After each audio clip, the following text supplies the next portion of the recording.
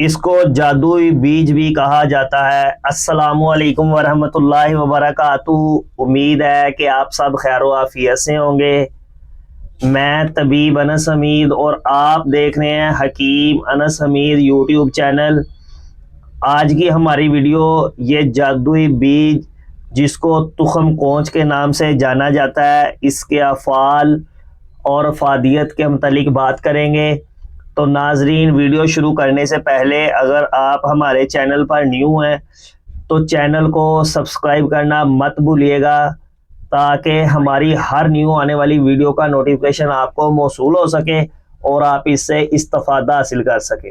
तो नाजरीन, अब हम इसके अफ़ाल की बात करें तो इसे जादुई बीज इसलिए कहा जाता है, इसके बहुत ही फ़ायदे हैं। सबसे ज़्यादा जो इसका फ़ायदा देखने को मिला है वो असाब को ताकत देता है। असाब के अंदर हमारे जिस्म के तमाम पट्टे शामिल हैं, जिसमें दिमाग सहरे फरिश्त है, फिर कंधों का दर्द, टांगों का दर्द। अगर इसके ख़ास अफादियत के मतलब बात करें तो मुगल्लज़ मनी है, मर्दाना मादा इतना गाढ़ा कर देता है कि मादा जो बाहर निकलने का नाम ही नहीं लेता, और अमसाक इतना पैदा करता है जैसे ही आपको कोई सेक्स का ख्याल आए तो फ़ौरन इंतशार पैदा कर देता है।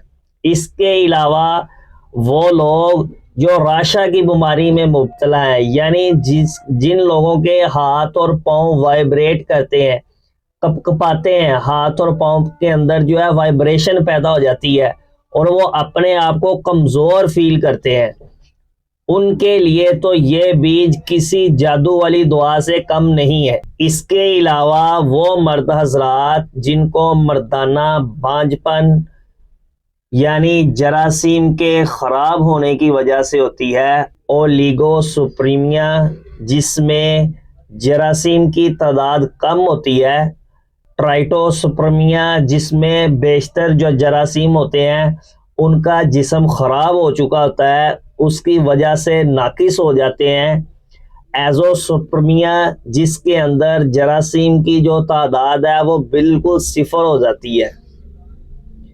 इन लोगों के लिए इस बीज का इस्तेमाल करने से इस बीमारी से मुकम्मल निजात मिल सकती है।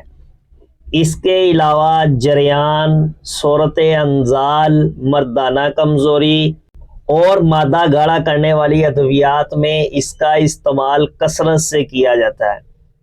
अब अगर हम इसके इस्तेमाल की बात करें तो वो लोग जो इसे राशा के लिए इस्तेमाल करना चाहते हैं, ये सफ़ेद रंग के बीज इन्हें पहले थोड़ा सा जो है ब्राउन करवा लेना है, यानी कढ़ाई के अंदर नमक या रेत डालकर इसे हल्का सा ब्राउन कर लेना है। जैसा कि आप स्क्रीन पर देख सकते हैं, इसका कलर जो है वो हल्का सा ब्राउन हो चुका है। इसे ब्राउन करने से जो है इसकी अफादियत डबल हो जाती है। वैसे भी ये इस्तेमाल हो सकता है, लेकिन अगर आप इसे भूनकर इस्तेमाल करेंगे तो इससे इसका रिजल्ट जो है वो बहुत ज़्यादा बढ़ जाता है। तो इसे जो आपने हल्का सा ब्राउन कर लेना है। ब्राउन करने के बाद इसका पाउडर तैयार कर लेना है। अगर आप राशा के लिए इस्तेमाल करना चाहते हैं तो सुबह शाम नीम गर्म दूध के साथ 1 टीस्पून इस्तेमाल करना है। इंशाल्लाह ताला 1 माह के अंदर आपको जो राशा की बीमारी है उससे निजात मिलना शुरू हो जाएगी। इसके अलावा वो लोग जो मर्दाना इस्तेमाल के लिए इसे यूज़ करना चाहते हैं, मादा गाढ़ा करने के लिए, सूरत अंजाल के लिए, जरियान के लिए या अमसाक पैदा करने के लिए, उन लोगों के लिए सुबह शाम निहार मुँह ठंडे दूध के साथ 1-1 टीस्पून इस्तेमाल करना है। तेज़ मसाला जात वाली अशिया से मुकम्मल परहेज़ करना है।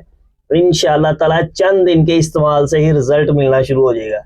दुआओं में याद रखिएगा। अगर वीडियो पसंद आए तो लाइक, कमेंट और शेयर ज़रूर कीजिएगा, ताकि हमारी भी हौसला अफजाई हो और दूसरे लोग भी इससे इस्तिफादा हासिल कर सकें। जज़ाकुमुल्लाहु खैर।